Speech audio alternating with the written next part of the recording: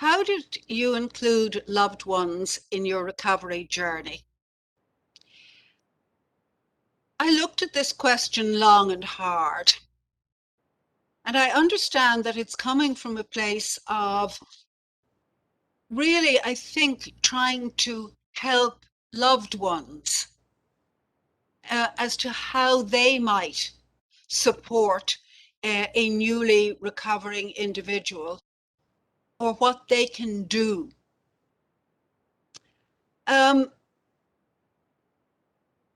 I don't know that I have anything helpful to say to folks who are looking for that information.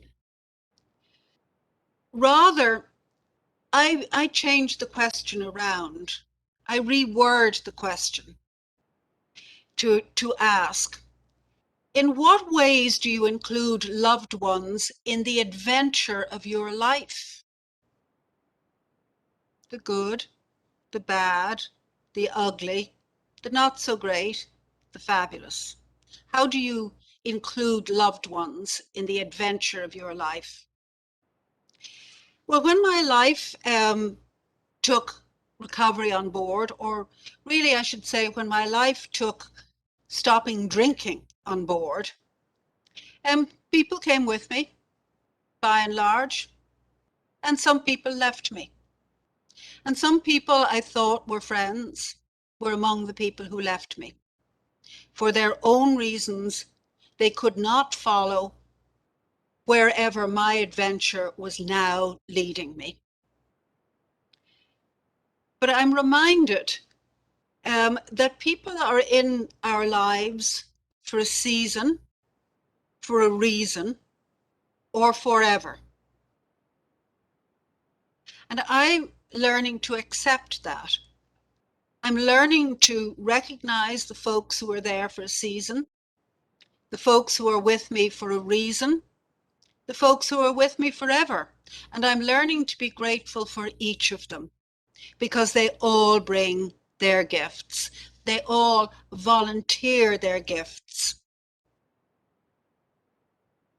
If relationships are about degrees of intimacy, and I believe they are, all relationships are about degrees of intimacy. And there are a lot of other things going on too, sort of including beautiful lovemaking and so forth. But ultimately, relationships are about degrees of intimacy. And emotional intimacy is based on trust. Trust is earned.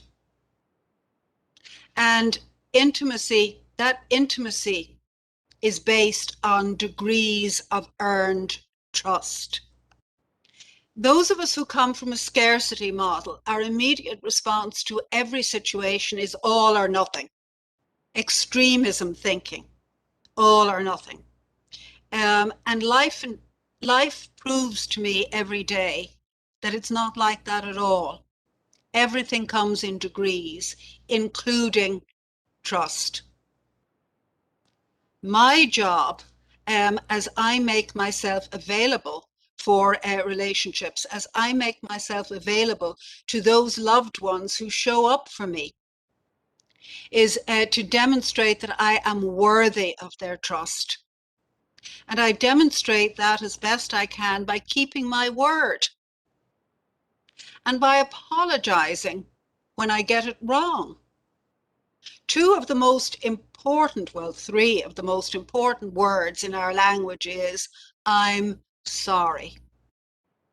Now, of course, I have to mean it from the heart, but I'm sorry. Such a difficult thing to say sometimes.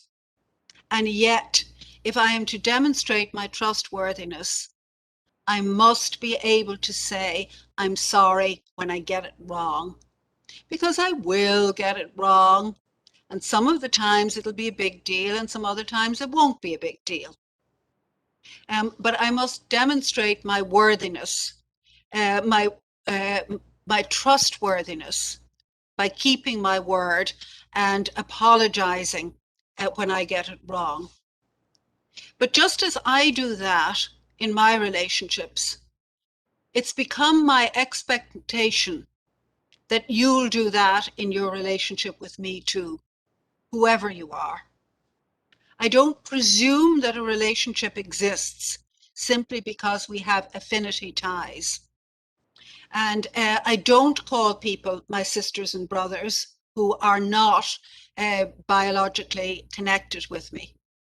I call them my friends if they have proved to me that they are my friend, and I have in turn reciprocally and simultaneously proven that I am their friend too. And as I say, that's become my go-to. That reciprocity has become my go-to expectation from others. And sometimes people will come with me for a season, and sometimes they'll come with me for a reason, and sometimes they'll be with me forever. And I'm grateful for all of it. But as a final word, and something that's really, really, really important to me, I'm the first person I include in the adventure of my life. So I have to learn about myself. I have to become intimate with myself first before I can become intimate with you. I have to learn to trust myself first before I will have the ability to trust you. And I must learn to allow myself to be needy and to ask for help and to apologize to myself and forgive myself. It turns out that forgiving myself in the O'Connell and Valentine model of the stages of recovery comes fairly late in the developmental model. Because in fact, it's a lot harder than we anticipate. Forgiving myself for my own humanity is a lot harder than we anticipate. So it's a challenge, but this is the challenge of life, and this is the challenge that we embrace wholeheartedly, or at least I do. That's what it means to me when I read the SAMHSA definition of recovery, a process of change, ongoing, through which individuals improve their health and wellness on a daily basis, live a self-directed life. I'm in the driver's seat, and strive to reach their full potential, the glorious adventure of a lifetime. I'm so grateful for it.